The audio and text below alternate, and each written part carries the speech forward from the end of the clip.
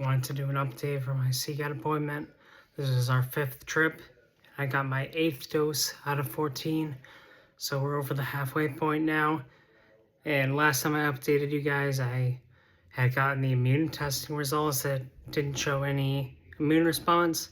And today we got a good explanation from my doctor here as to why that might be, and made me feel a lot better about the situation. So he basically explained it to us how our blood has multiple parts. So I'll give you a little hematology and immunology lesson here. Put some of my med school classes to good use.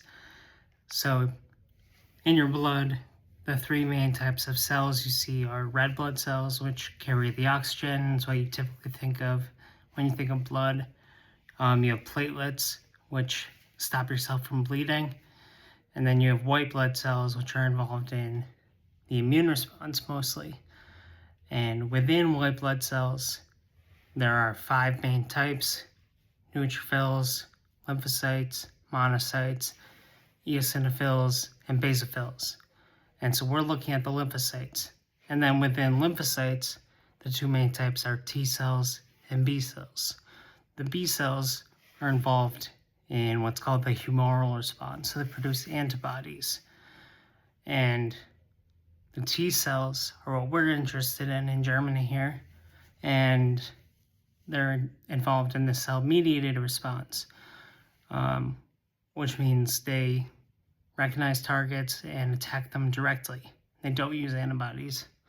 So what the vaccine is doing is trying to train my T cells to recognize 20 different peptides that are in my tumor that I can recognize as, normally they recognize bacteria, viruses, any kind of pathogens that are foreign to the body.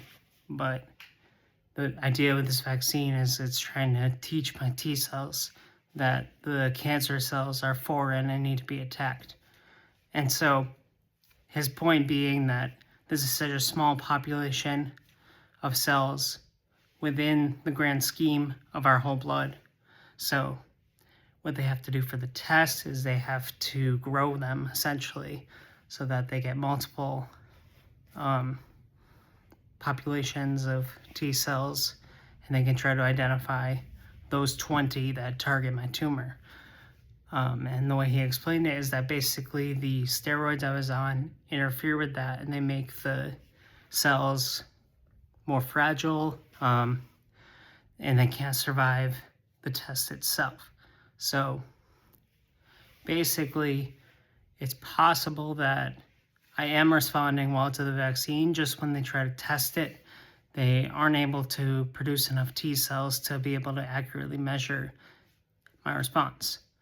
I was on 16 milligrams of dexamethasone when I was going through radiation because I was in really bad shape, so the steroids helped a lot with my appetite, my energy, and just general inflammation in my brain.